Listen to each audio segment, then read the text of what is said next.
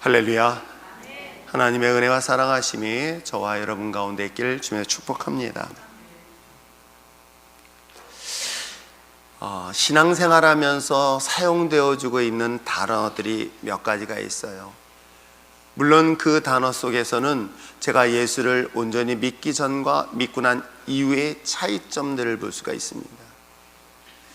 예수를 믿기 전에는 실망이라는 단어를 참 많이 사용했던 것 같아요.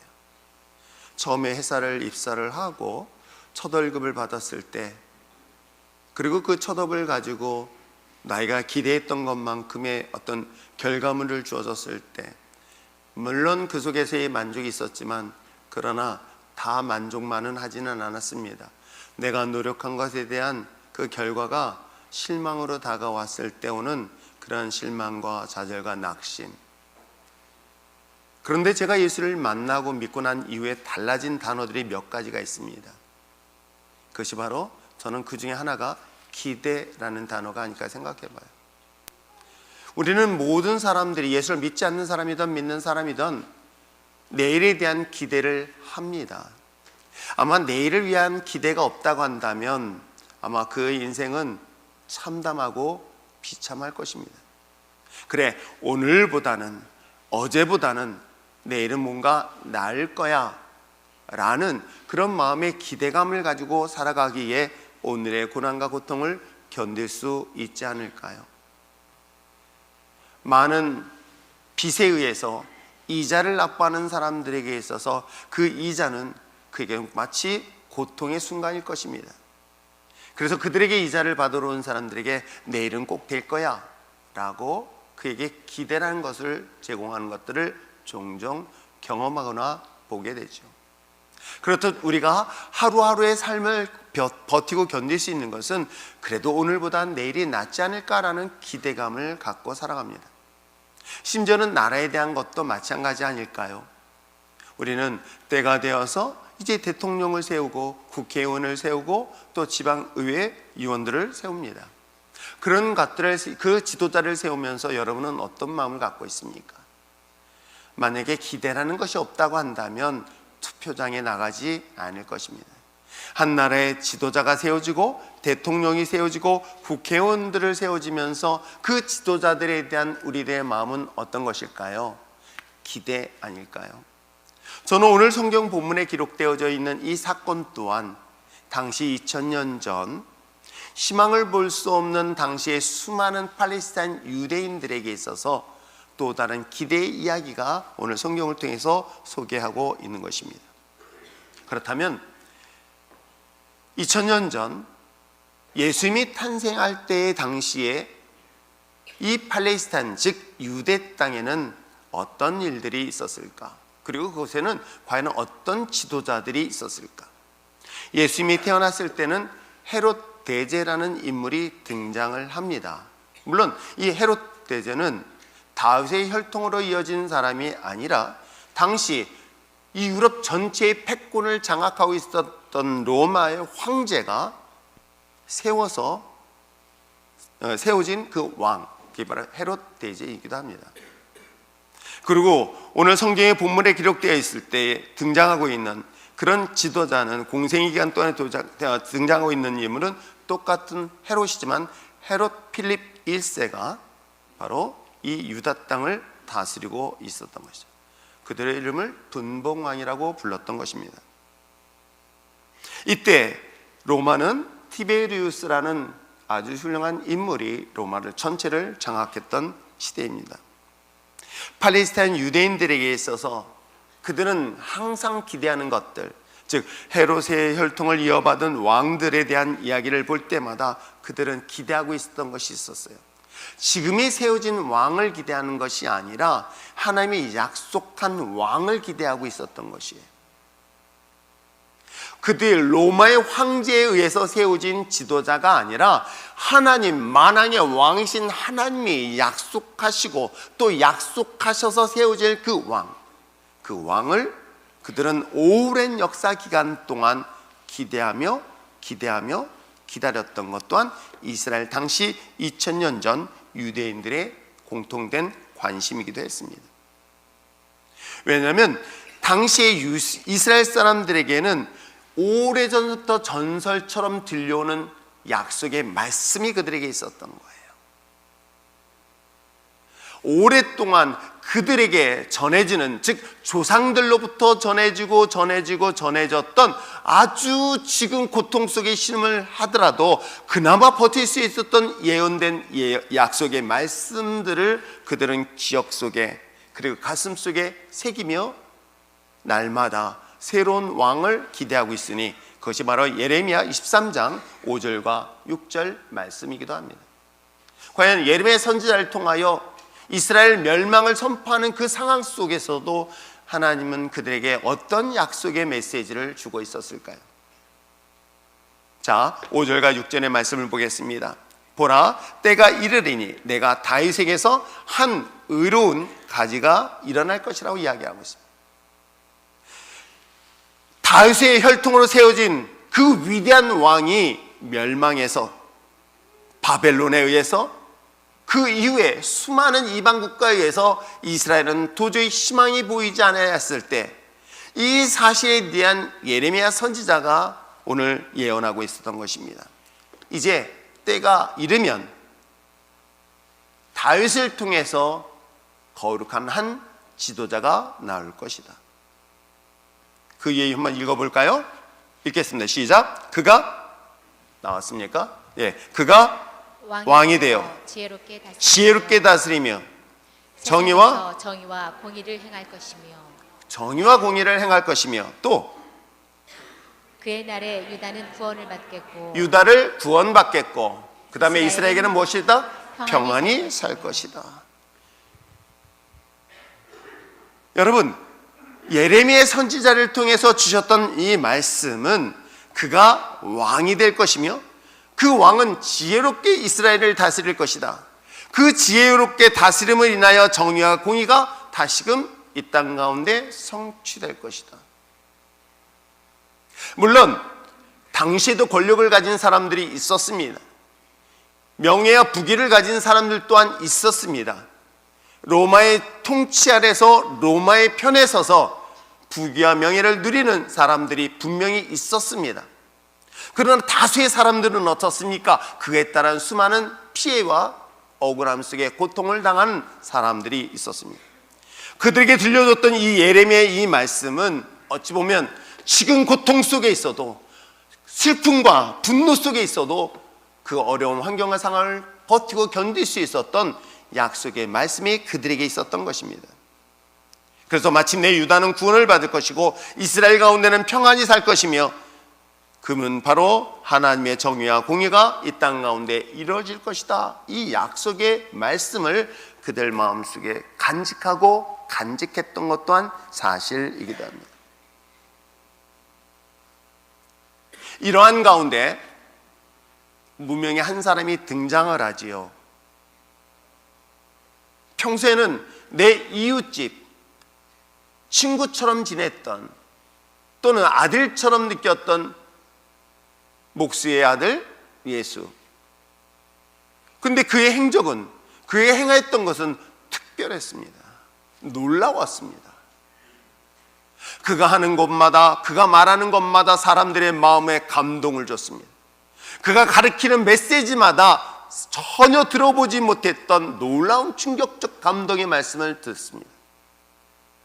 물고기 2마리, 보리떡 5개 가지고 남자 장정 5,000명을 먹고도 남는 그런 기적의 역사를 경험했습니다. 문둥병을 고쳤고 안진뱅이를 낫게 했으며 볼 수 없는 소경을 낫게 했고 죽은 자까지도 살아난 놀라운 역사를 행하였던 그 예수. 사람들은 어떤 마음을 가지고 그를 바라보았을까요? 수많은 군중들이 예수님을 따라다니면서 뭐라고 했었을까요? 그래서 오병의 기적을 일으키고 난 다음에 그 많은 사람들이 예수를 무엇으로, 그래, 우리의 왕이 바로 저 사람이야, 지금 있는 이 왕이 아닌 바로 이 예수가 우리의 왕이 될 것이다 라고 수많은 사람들이 기대하고 환호성을 했던 것 또한 사실이기도 합니다. 자, 그런 시간이 지난 다음에 오늘 성경의 본문에 기록된 것처럼 예수님이 드디어 예루살렘에 입성을 하게 됩니다. 이미 예수님에 대한 소문은 먼 지역에 있는 사람들까지도 분명히 들었습니다. 예수님이 어떤 분이라는 소식을 듣고 나니 심지어는 바디메오도 앞을 볼 수 없는 바디메오가 예수님이 이 앞에 지나간다는 소리를 듣고 그야말로 다윗의 자손 예수여라고 하면서 누군지는 알 수 없기에 소리를 버럭버럭 질러댈 정도로 예수님의 소문은 이 유대 땅에 크게 전해졌던 것 또한 사실입니다. 그 예수가 마침내 정말 오랜 전통적 지켰던 이 예루살렘에 입성한다는 소문과 소문의 이야기를 들었다면 여러분은 어떻습니까? 수많은 군중들이 모였을 것입니다. 수많은 사람들이 모였습니다. 직접 경험한, 즉 예수님의 표적과 기적을 경험한 사람들도 있었지만 꼭 그들만이 아닌 그 소문을 들었던 수많은 사람들 또한 예수님이 예루살렘에 입성한다는 소식을 듣고 분명히 엄청난 사람들이 모였을 것입니다. 그들은 소리를 높였습니다. 그들은 환호를 했습니다. 왜요? 말씀드린 것처럼 예레미야 선지자 23장에서 오래전부터 약속했던 그 메시아가 마침내 이제 예루살렘 성전에 이 왕궁에 입성한다라고 했으니 얼마나 많은 사람들이 기대를 가지고 주임을 주목했을까요? 왕 중에 왕이신 메시아, 그것은 곧 이스라엘 사람들에게는 엄청난 큰 기대를 갖기에 충분했습니다. 그런데 여러분 어떻습니까? 우리가 신앙생활하면서 그 기대, 그것이 기대한 것만큼의 결과를 가져다 준다면 신앙은 아무 문제가 없을 것이에요. 그러나 여러분들이 지금까지 신앙생활하면서 그 기대한 것만큼의 결과를 얻어보셨습니까? 사실은 우리가 시험을 들고 실족하여 교회를 떠나는 것도 내가 기대했습니다. 그래, 그리스도인들은 달라야 돼 라는 그리스도인에 대한 기대를 가지고 나오기도 합니다. 때에 따라서는 하나님에 대한 기대를 가지고 나오기도 합니다. 그래서 특별 작전 기도라 하였으니 그래, 내가 이번 작전 기도를 통하여 하나님이 역사하실 것이야 라는 그런 기대감을 가지고 나옵니다. 그래, 내가 예배를 나오면, 내가 교회를 가면 뭔가 나에게 새로운 일들에 대한 일들이 일어날 것이야. 사랑하는 남편이 정말 이 교회에 나온다면 우리 가정에 놀라운 일들이 일어날 거야 라는 그런 기대감을 가지고 모두 이 자리에 나올 수 있습니다. 그런데 그 기대에 대한 결과가 모두 좋다면 그러면 실족하고 시험될 일이 뭐가 있겠습니까?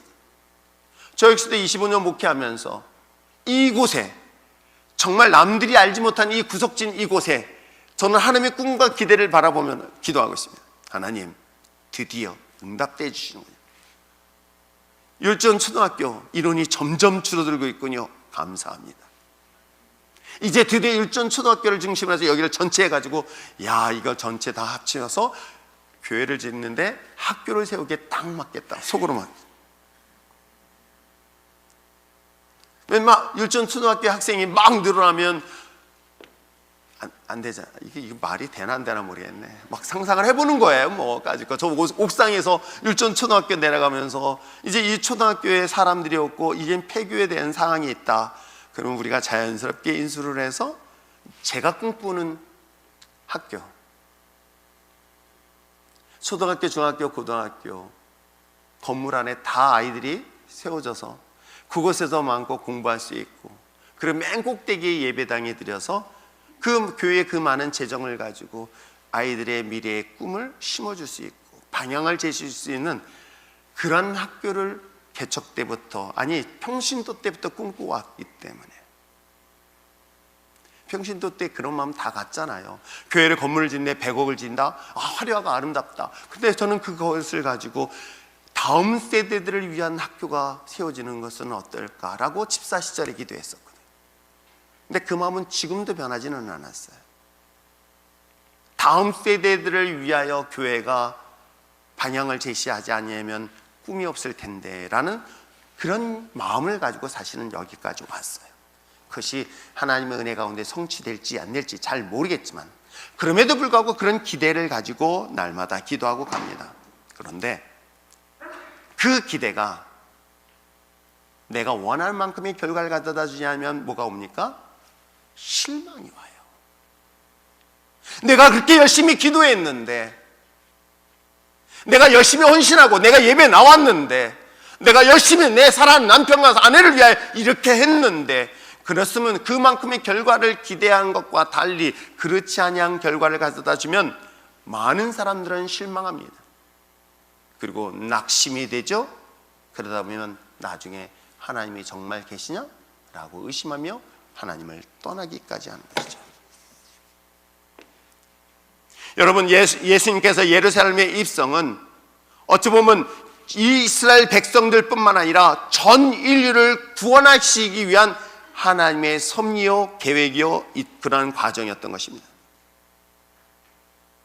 그러나 유대인들은 2000년 전에 있었던 유대인들은 바로 예수님이 예루살렘 입성에서 왕이 돼서 마침내 700년 동안 저 이방인에게 핍박받고 착취당하며 고통당했던 이 모든 억압으로부터 자유케 되어져 진짜 다윗과 같은 왕국이 세워질 것에 대한 기대와 달리 예수님은 십자가에 죽으셨어요. 그러니 호산나 다윗의 자손이여, 이제 만왕의 왕이신 즉 예레미야 선지자를 통하여 주셨던 그 약속의 말씀이 기대와 달리 예수님이 죽음으로, 허무한 죽음으로 끝났다고 생각해 보세요. 그렇다면 그들은 어떤 마음이 생길까요? 조금 전까지 만왕의 왕 호산나 다윗의 자손이라고 외쳤던 그 수많은 군중들은 예수님을 바라보며 십자가의 못을 박으라고 돌을 던지며 침을 뱉으며 외쳤던 것은 아닐까요? 그러나 예수님의 예루살렘 입성은 그 팔레스타인 땅, 유대 땅의 왕이 되신 것이 아니라 전 인류를 구원하시기 위한 하나님의 놀라운 섭리와 계획이 있다는 것을 그들은 알지 못했지만 2000년이 지난 우리는 이 사실을 알고 이 자리에 나온 줄 믿습니다.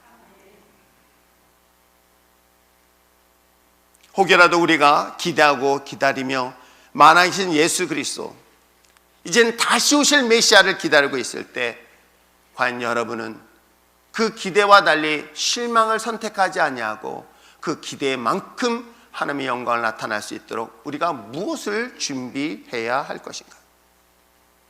예수님께서 예루살렘에 입성하여 그 모든 하나님의 구원의 역사심을 이루시는, 특별히 오늘 이 종료주의를 맞이하여 예루살렘에 입성하신 예수님을 맞이하는 이 다수의 군중 속에서 저와 여러분이 있다고 한다면 예수님의 십자가를 바라보며 분노하고 실망하고 낙심하여 떠났던 자들이 아니라 그곳에서 외롭게 십자가에 죽으신 예수님을 통하여 여러분은 과연 어떤 선택을 할 것인가?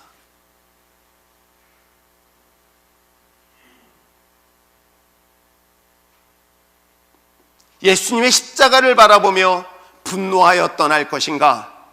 내가 원하고 내가 기대했던 것과 다른 결과 때문에 그 십자가를 떠날 것인가? 아니면 내 기대, 내가 원하는 것과 다르지만 그럼에도 불구하고 십자가에 피 흘려 죽으신 저 십자가를 내가 끝까지 선택할 것인가? 이 두 가지의 길은 어쩌면 오늘 우리 시대 속에서도 동일하게 선택의 기로에 서 있는 것은 아닐까요?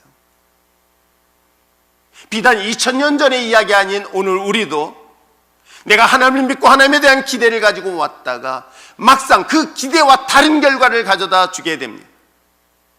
그것이 때에 따라서는 실망, 실패, 상처, 아픔, 좌절과 낙심이, 이런 상황 속에서 나는 분명히 선택해야 된다면 2000년 전 골고다의 십자가에 죽으신 예수님을 향하여 그 환호했던 수많은 무리들은 예수님을 다 떠났습니다. 그렇다면 오늘도 우리는 그 십자가에 달리신 예수님을 주목하면서 혹시라도 여러분의 마음에 여러분의 기대와 다른 결과 때문에 주님을 떠날 것인가? 그럼에도 불구하고 남들이 침을 뱉고 조롱하는 그 정말 무능력한 저 십자가를 끝까지 선택할 것인가? 그 기로는 지금도 오늘 우리는 여전히 그 선택의 기로에 있다는 것 잊지 마시기를 부탁드립니다. 뭐예요? 예수님은 십자가에 죽으시는 순간 그 기대했던 수많은 사람들은 그것을 끝이라 봤습니다. 그러나 그 순간에서도 예수님의 죽음 그 자리에 끝까지 남아있던 사람들 여러분 아시죠? 오랫동안 귀신에 사로잡혀서 고통당했던 마리아라는 그 여인 또한 예수님의 죽음의 현장에 끝까지 남았었던 것이에요. 제자들은 예수님을 다 떠났습니다. 그런데도 불구하고 천박하고 천하고 보잘것없던 그 무명의 여인들은 모두 떠난 그 십자가 자리에 남아 있었던 것이죠. 그런데 뜻밖의 결과를 가져다 준 것 여러분 아십니까? 예수님의 부활의 현장에 최초에 만난 사람들이 제자들이 아니었습니다. 그렇다면 오늘 우리는 2000년 전 십자가를 주목하는 것이 아니라 십자가에 죽으신 예수님께서 부활하신 다음에 우리에게 또다시 약속하신 것이 하나 있습니다. 내가 다시 오겠다. 2000년 전에 예수님의 제자들은 부활에 대한 의미를 이해하지 못했을 것입니다. 그렇다면 다시금 주님께서 약속하셨던 이 재림과 같은 부활은 우리에게 마지막 우리가 기대하고 기다리고 있는 순간일 줄 믿습니다. 그런 하나님을 맞는 저와 하나님 앞에서 믿음의 자녀들이 다시 오실 메시아를 위하여 오늘 본문을 통해서 과연 어떻게 맞이할 준비를 할 것인가. 사순절 기간 동안에, 고난의 주간 동안에, 특히 종려 기간 동안에 과거의 사건들로만 머무는 것이 아니라 이 과거의 사건을 통하여 미래에 내가 무엇을 준비할 것이라는 것을 이 본문을 통해서 발견할 수 있는 저와 여러분 되시길 부탁드립니다. 자, 그렇다면 오늘 본문을 통해서 제가 이 본문을 묵상하면서 딱 두 가지만 말씀드리겠습니다. 첫째는 뭐냐면 왕이신 예수, 왕이신 그 하나님, 때에 따라서 내 머리로 이해할 수 없습니다. 내 머리로 정말 설명이 안 될 때가 많이 있습니다. 목회자인 저 역시도 하나님의 역시, 하나님의 섭리, 하나님의 뜻에 대하여 설명이 불가능할 때가 사실은 참 많이 있어요. 그러나 한 가지, 내가 갖고 있는 언어로, 내가 갖고 있는 지식으로 설명은 불가능하지만 한 가지 분명한 사실은 선하신 하나님을 신뢰한다는 거예요. 때로는 내 머리로 이해 안 됩니다. 그런데도 불구하고 그 하나님을 믿습니다. 하나님의 선하신 계획들, 하나님의 선하신 뜻을 저는 믿고 확신하는 그 자리가 바로 다시 오실 메시아를 기다리는 저와 여러분이어야 될 줄 믿습니다. 예수님께서 예루살렘에 입성한 결코 우연이 아닙니다. 예수님께서는 십자가의 죽음 사건 또한 우연의 사건이 아닙니다. 이미 오래전 동안 예언된 이야기이기도 합니다. 하나님의 선하신 계획 속에 포함되어 있다는 것 잊지 마시길 바랍니다. 구약 성경에서 예수님은 6월절 어린 양과 같이 이 땅에 오실 것에 대한 이야기가 마침내 신약에 성취된 이야기가 구약과 신약의 이야기이기도 합니다. 그랬더니 어떤 분이 그러더라고요. 야, 이것을 하기 위해서 구약에 있는 것들을 만든 거 아니냐라고 이야기를 합니다. 마치 어떤 걸 증명하기 위해서 이 물건이 좋다는 걸 하기 위해서 여기서 자기 나름대로 짜집기 한 것 아니면 이걸 만든 것 아니냐라고 이야기를 합니다. 그래서 어떤 사람이 이걸 증명하기 위해서, 왜 이 구약이 잘못된 것인 것을 증명하기 위해서 모순이 있다는 것, 이걸 인위적으로 이걸 증명하기 위해서 가짜로 만든 것이야, 그래서 틀림없이 이건 모순이 있어 라고 한 역사학자가 이걸 증명하기 위해서 역사적 자료를 찾기 시작했습니다. 구약에 이 예언된 이야기가 인간에 의해서 후대에 기록되어 있고, 그런 거 있잖아요. 앞으로 어떤 일들이 일어날 거야 라는 것들을 미리 경험했어요. 알고 있습니다. 그것을 마치 옛날부터 한 것처럼 서류를 조작해서 마치 사람들로 믿게 하는 이런 모순된 역사다라고 생각하고 바로 이 사실을 찾아냈던 요세푸스라는 인물이 있어요. 그러나 그가 그 역사를 찾아가면서 누구를 발견했는지 아십니까? 하나님을 발견한 거예요. 예수 그리스도를 발견한 거예요. 그래서 성경은 거짓이 아니구나. 여러분, 그렇습니다. 예수님의 이 모든 사역은 이미 오래전 구약의 메시아 선지자들을 통해서 예언되었던 이야기가 우연으로 이루어진 것이 아니라 하나님의 섭리 속에 필연적으로 일어난 이야기가 성경의 신약과 구약의 이야기이기도 합니다. 예수님은 유월절이라는 절기에 이스라엘 백성들을 위하여 죽어야 할 어린 양으로 소개를 하고 있는 것입니다. 온 세상의 모든 인간의 죄를 짊어진 채 그 죄값을 지불하기 위하여 어린 양으로 오신 분이 예수 그리스도. 그래서 이 사실을 알고 있었던 세례 요한이 예수님을 딱 주목하는 순간 뭐라고 얘기했습니까? 그에게 성령의 감동을 줘서 예언합니다.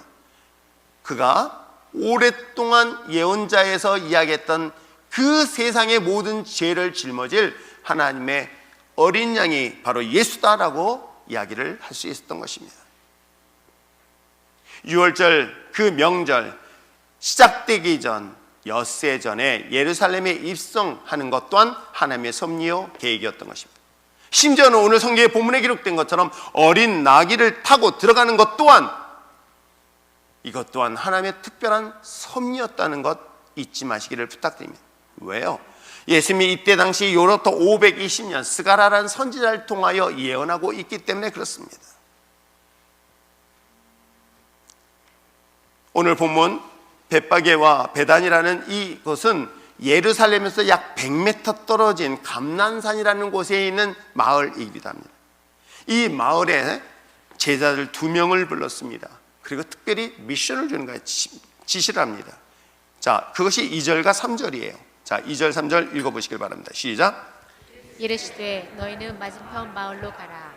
그리로 들어가면 곧 아직 아무도 타보지 않은 나귀 새끼가 매여 있는 것을 보리니 풀어 끌고 오라. 만일 누가 너에게 왜 이렇게 하느냐 묻거든 주가 쓰시겠다 하라. 그리하면 즉시 이리로 보내리라 하시니.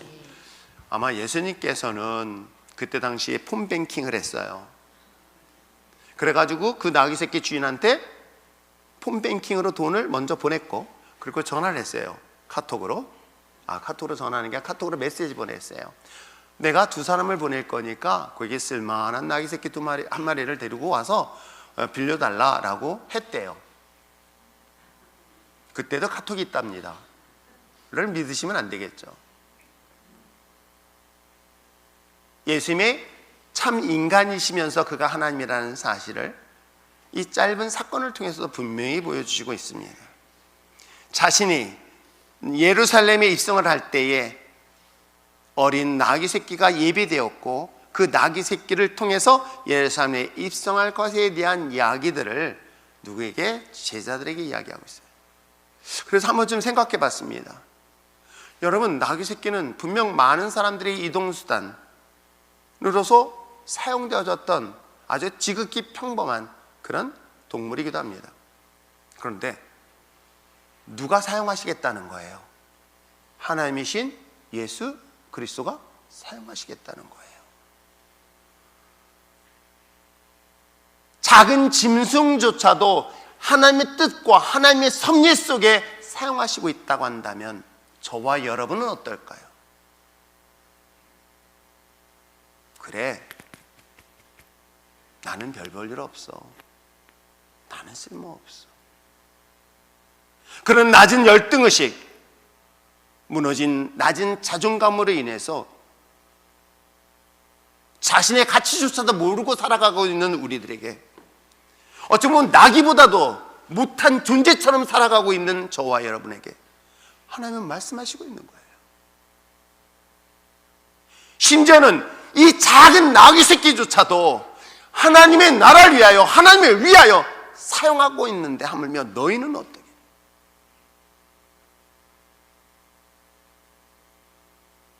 신앙생활은, 믿음의 생활은 저는 확실하게 알 수 있고 확실하게 경험하는 것 중에 하나가 뭔지 아십니까?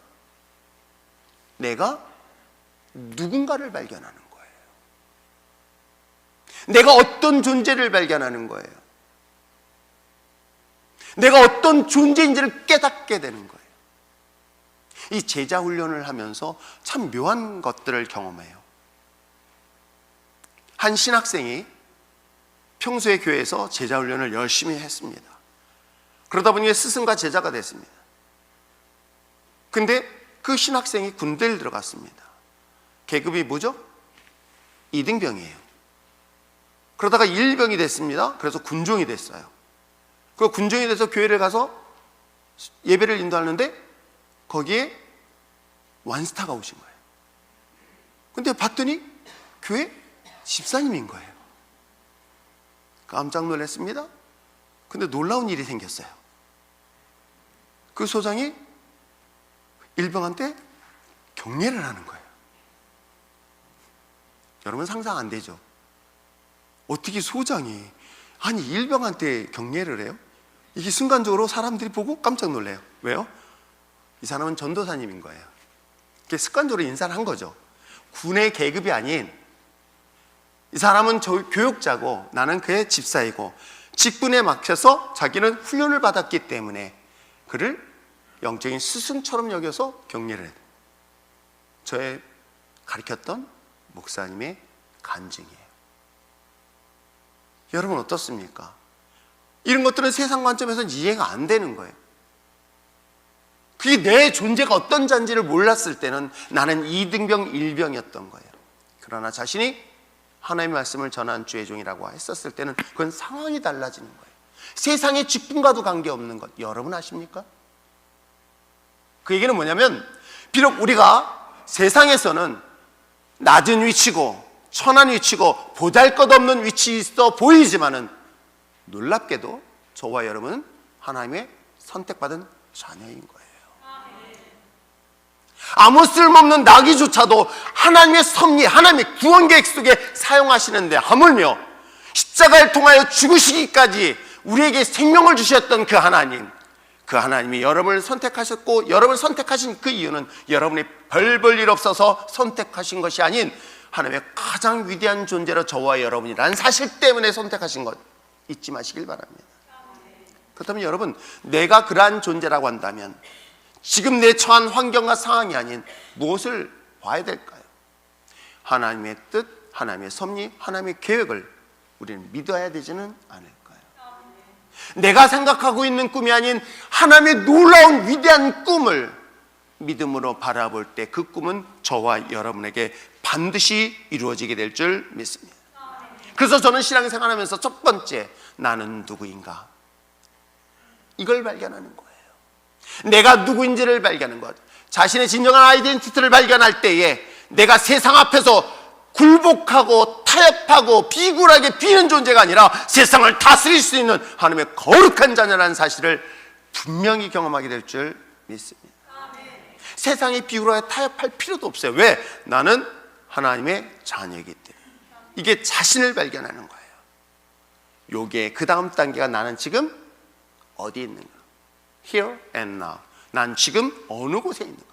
내가 하나님의 자녀인데 내가 애굽 땅에 있다고 한다면 놀랍게도 하나님의 자녀가, 하나님의 백성이, 세상에 다스려야 될 백성이 이 애굽이라는 나라의 종처럼 살고 있는 거예요. 그럴 때는 내가 하나님의 자녀라는 사실을 인식한다면 이젠 더 이상 이 종에서부터 출애굽하는 자유의 역사가 임하게 될 줄 믿습니다. 그리고 마침내 약속한 가나안 땅은 하나님의 거룩한 믿음의 자녀들이 마음껏 선포하며 다스리며 통치하는 거룩한 나라의 주인이 누구다? 저와 여러분. 그래서 저는 신앙생활하면서 내가 누구인지를 발견하는 것과 내가 지금 어디 있는지를 발견하는 것은 너무나 중요한 것이다. 왜요? 이것이 하나님이 저와 여러분을 선택한 놀라운 특별한 섭리와 계획이 있기 때문임을 믿으시길 바랍니다.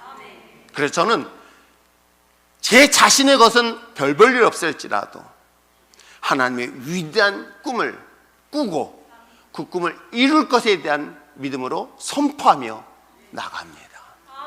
올 한 해 저에게 또 노예를 섬길 수 있기 때문에 기회를 주셨기 때문에 그 노예원들에게 어떤 메시지를 주고 싶을까라고 했던 것 또한 여기에 있었던 거예요. 이사야서 60장 1절의 말씀처럼 비록 세상은 어둠 속에 짓눌려 있지만 세상은 고통 속에 신음하고 있지만 코로나 인하여 3년 동안 교회 문을 닫고 이젠 더 이상 교회를 일으킬 수 없는 그 절망적 상황 속에서 하나님은 우리에게 주셨던 메시지, 일어나, 일어나, 너는 내 백성이고 내 자녀야, 일어나라. 하나님이 그 영광의 빛이 우리를 통하여 나타낼 것이다 라고 하셨던 그 말씀. 그러므로 사랑하는 성도 여러분, 이번 사순절 기간 동안에, 이 고난 주간 동안에 주님의 고난의 십자가에 그것 때문에 눈물만 짓지 마시고, 저와 여러분 하나님이 우리를 향한 위대한 큰 꿈과 계획을 믿음으로 바라보며 선포하며 나갈 수 있는 저와 여러분 되시길 부탁드립니다. 또 하나 볼 수 있는 건 뭘까요? 저는 그 하나님의 위대한 꿈을 바라보며 또 하나 우리가 주님을 바라볼 때 주님의 웃는 모습이 아닌 우는 모습을 발견할 수 있는 저와 여러분 됐으면 참 좋겠어요. 주님이 밝게 웃는 모습은 나를 통해서 밝게 웃는 모습일 거예요. 그런데 예수님의 또 다른 눈물이 있는 것 여러분 아십니까? 이 세대가 지나다 보니 이쪽 친구들한테는 얘기해봐야 잘 모를 거예요. 김혜갑 씨가 나왔던 뭐죠? 그 제목도 잊어버렸어. 하도 오래돼서. 팔도강산. 여기 분들만 고개를 끄덕이겠어요. 다른 형제들은 다 잘 사는데 막내딸이 가장 고통스러워하고 있는 것들이 부모 마음엔 눈물이었던 거예요. 여러분, 하나님의 나를 향한 위대한 계획, 하나님의 위대한 꿈, 그래서 오늘 표에 보여준 것처럼 이 세상 모든 민족에 뛰어나게 하나님이 그 위대한 꿈들을 우리가 이루어지고 그것을 반드시 이루게 하실 것이다 라는 믿음의 선포를 갈 때에, 이건 나를 향하여 나만 갖지 마시고 또 다른 주님의 눈물에 주목해라고 저는 이 본문을 통해서 묵상하게 됩니다.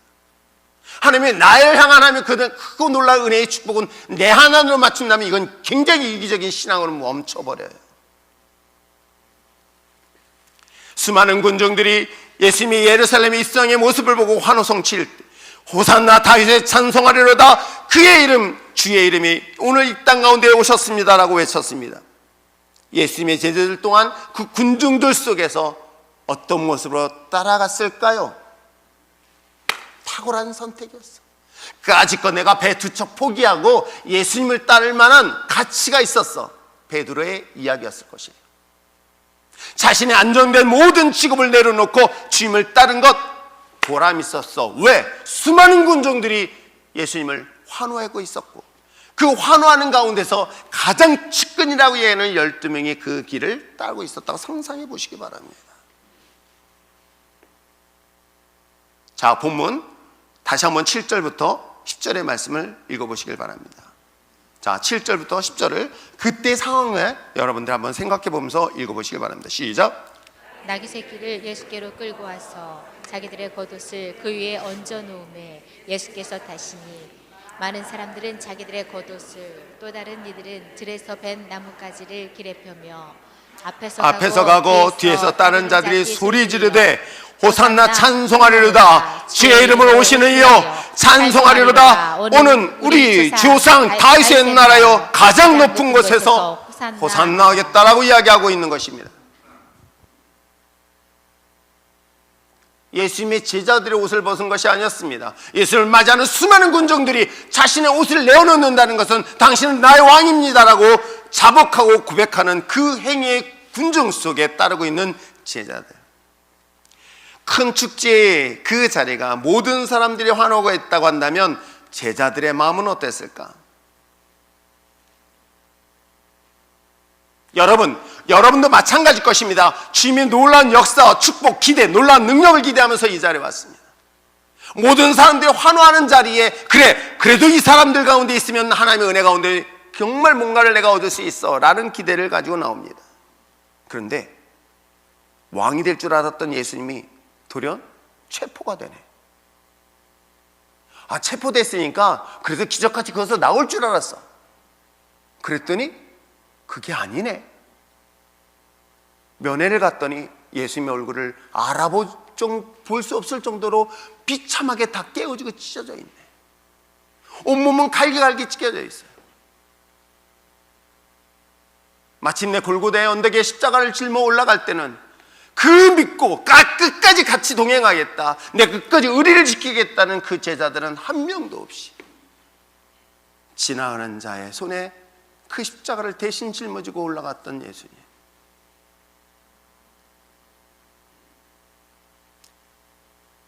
아마 누구보다도 예수님은 그 상황이 고통스럽고 비참했을 것입니다. 그런데 예수님이 늘 흘렸던 눈물은 자신을 버리고 자신을 배신하고 자신을 떠났던 자들에 대하여 눈물 흘렸던 것이 아닌 것 여러분 아십니까? 우리가 보았던 이 마태복음과 동일한 이야기가 누가복음에도 기록되어져 있습니다. 자, 누가복음 이 동일한 사건의 19장에 이런 이야기가 나와요. 41절부터 살펴보겠습니다. 가까이 오사 성을 보시고 예루살렘을 가까이 보셨습니다. 그런데 그가 우셨어요. 예수님이 특별히 눈물을 흘린 것은 정말 사랑하는 영적 아들과 같은 나사로가 죽었을 때 울었던 것처럼 예루살렘을 바라보며 울고 있어요. 그럼 상상해 보세요. 물론 예수님은 하나님이시니까 제자들이 자신을 버리고 또 십자가에 고통당하는 그것 때문에 우셨을까? 수많은 사람들이 환호하고 기뻐하는데 아마 옆에 있던 제자들이 예수님이 우는 것 보고 감격해서 우는가? 착각하지는 않았을까요? 말씀하십니다. 42절에 읽겠습니다. 시작. 이르시되 너도 오늘 평화에 관한 일을 알았더라면 좋았을 뻔하거니와 이제 내 눈에 숨겨졌도다. 여러분, 이 내용이 어떤 내용인지 아십니까? 너희들이 평화에 이르게 하는 일을 알았더라면, 그 얘기는 뭐냐면 평화에 이르게 하는 일들을 너희들이 알지 못하라고 얘기하고 있는 거예요. 근데 뜻밖이잖아요. 예수님이 지금 호산나 다윗의 자손이여 이 땅 가운데 진정한 평화가 올 것입니다 라고 외치고 있는데 예수님이 말씀하시는 거예요. 너희들이 진정한 평화가 온다는 사실을 알지 못했다라고 얘기하는 거예요. 오히려 43절 40절에 이런 말씀하시고 있습니다. 읽겠습니다. 시작. 나를 이를지라 내 원수들이 토문을 쌓고 너를 둘러 사면으로 가두고 또 너와 및 그 가운데 있는 내 자식들을 땅에 메어치며 돌 하나도 돌 위에 남기지 아니하리니 이는 내가 보살핌 받는 나를 알지 못함을 인하라 하시니라. 무슨 얘기인지 아시겠죠? 예루살렘의 심판 멸망을 얘기를 하고 있는 거예요. 예수님의 눈물은 제자들이 자신을 버린 것 때문에 서운해서 눈물을 흘린 것이 아니었습니다. 수많은 사람들이 자신을 주목했을 때 기뻐서 흘린 눈물이 아니었었습니다. 그곳에서 심판받는 영혼들을 바라보며 눈물 흘리셨던 것입니다.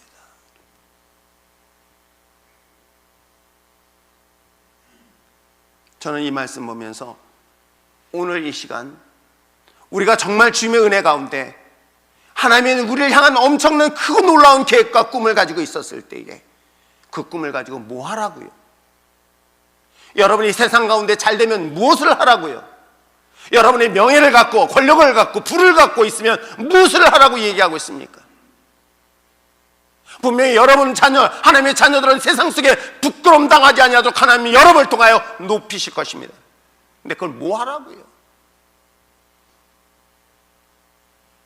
사업장을 10개 가져서 돈을 번다 한들 무엇을 하라고요? 가난한 자를 들어 하나님의 영광을 드러내서 하나님 큰 부자를 만들어서 왜 무엇 때문에요? 여기서 하나님의 눈물을 보지 못한다면 우리는 가장 미련하고 어리석은 자가 될 수밖에 없어요. 왜요? 저는 이 말씀 묵상할 때마다 항상 탕자의 비유가 생각나요. 그 탕자 중에 진짜 탕자인 장남이 기억나는 거예요. 집 떠난 그 아들을 위하여 날마다 눈물 흘리는 그 아버지, 그 그러나 정작 가까이 있었던 그 아들은 그 아버지의 눈물을 보지 못했고요, 알지 못했고 관심이 없었던 거예요. 혹시 오늘 이 자리 사순절 기간 종료주일을 맞이하고 매년마다 맞이하는 이 부활절을 맞이해서 혹시 우리는 여전히 이기적인 신앙으로 나에게만 모든 것들이 맞춰져 있는 것은 아닐까요? 우리가 정말 주목해야 될 것은 바로 주님의 눈물이었던 거예요. 왜요? 이제는 2000년 전 예루살렘의 멸망을 외쳤지만 이제 다시 오실 메시아를 기다리고 있는 우리들에게는 이제 인류의 최종적인 멸망을 점점 다가오고 있습니다. 주님은 어떤 마음을 갖고 있을까? 주님은 어떤 눈물을 흘리시고 있을까? 이 자리에 예배 나온 자들이 아닌 이 자리에 나오고 싶어도 나오지 못한 그들을 바라보며 눈물을 흘리고 있는 것 보이십니까? 우리는 주님 앞에 있으니까, 내가 주님의 품 안에 있으니까 행복하고 평안해가 아니라 주님을 알지 못하고 주님 앞에 나오고 싶어도 나오지 못하는 그러한 자들이 바라보며 흘리고 있는 눈물, 주님의 눈물을 왜 우리는 주목하고 있지 못할까요? 저는 오늘 이 본문을 통해서 다시 한번 주님의 눈물을 보고 주님의 눈물을 기억한다면 내가 무엇을 해야 될 것인가를 분명히 알게 될 줄 믿습니다. 저 북녘 땅에 복음을 듣고도 듣고 싶어도 듣지 못했던, 그래서 엊그저께 최종적으로 북한에 대한 이야기, 인권에 대한 이야기일 때 한 친구에 대한 얘기를 해요. 성경책 때문에 성경을 하다가 결국은 사형당했던, 그때 제 머릿속에 스쳐 지났던 딸이 하나 생각나요. 내가 그렇게 경고했는데 성경책 놓고 와라, 괜찮아, 내가 또 사줄게. 목사님도 처음 받은 성경책인데 버릴 수가 없대요. 그리고 붙잡혔고 결국 그 성경책 갖고 끝까지 가지고 북한에 들어가서 사형됐다는 이야기를 듣고 참 많이 울었어요. 지금도 주님의 눈물은 어디 있을까요? 잘 먹고 잘 살고 내 신앙생활 잘하고 있는 우리들을 향해 있을까요? 아니면 지금도 주님을 알지 못하고 피눈물 흘리는 그들을 향하여 주님의 눈물이 있을까요?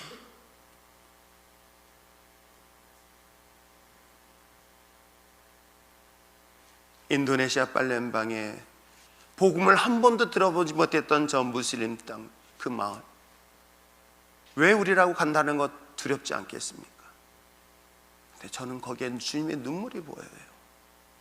여전히 같은 형제고 같은 동포인 북한 땅,